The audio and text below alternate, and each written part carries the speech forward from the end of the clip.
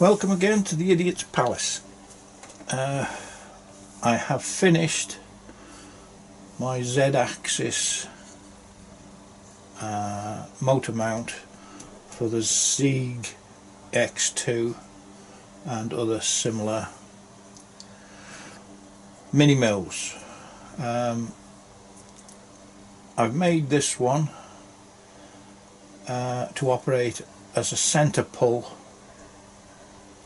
on the X-axis head rather than the one I bought, and I think a lot of other people have bought, which the ball screw is mounted on the side of the head, taking this vice to be a head. With it mounted on the side, it tends to rock back and forth when you're drilling, which is a feature I didn't like, and it's very difficult to get at the gibs to tighten them, but I've tightened the gibs as best as I can, and I've still got quite a headache when it reverses direction. So I thought the solution might lie in a center pull. Probably a little bit more difficult to fit, because from what I can see and what I've seen on other videos, it requires a bit of grinding of the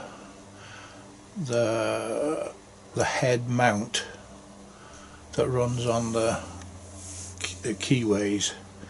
It's not an excessive amount of grinding, but I hope to be able to get the ball nut to the bottom, so the head is mounted on top of the ball nut and it pulls up and down, rather than I've seen them mounted on the top and just held on by a couple of screws. I didn't like the idea of that, so whether it's possible I don't know. We'll know in a day or two or so when I dismantle my machine and endeavour to fit this contraption to the column. I dropped a few rickets as usual making it, but fortunately I've managed to get myself out of the clag without having to make more bits, so it's gone together now.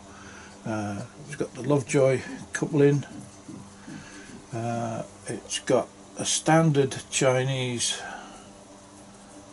ball nut and screw, and that's the standard machining that comes with the ball nut and screw. So I've used 12mm ball races, 2 opposed ball races in pockets, so when these are nipped up it holds the shaft good and tight.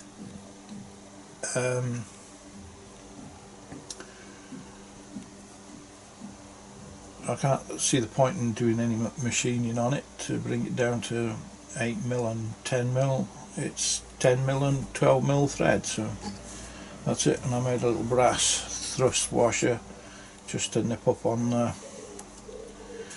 ball races. One thing that did... Oh, no, you nearly disappeared then, didn't you? One thing that did amaze me, and it's all to do with optical delusions, and yes, I did say delusions, is since I started this job I've been under the impression that the ball screw that came from the States, which is one of these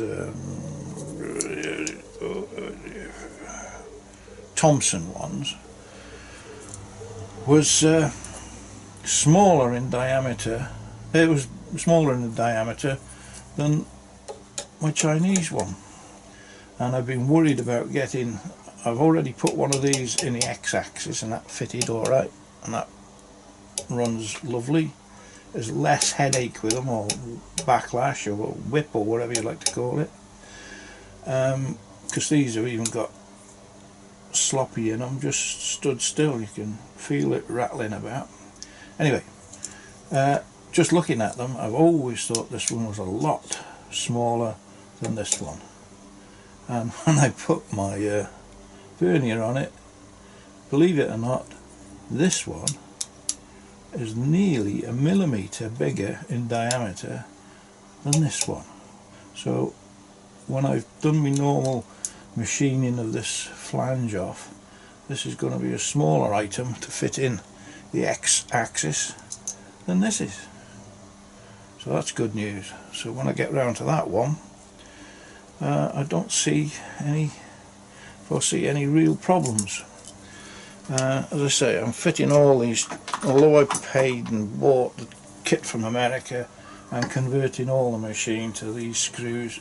They feel tight, there's much less whiplash in them, they're slightly bigger in the screw. Can't fault them really. There's probably even better ones out there, but these I can fit as standard into the Sieg X2. No need for any special machining on the end. That's a bit pointless, I think, because these fit with a little bit of messing about. So maybe I won't be so happy when I come to try and fit this into the back of the head and do me bit of grinding. But I'll let you know what happens in a day or two.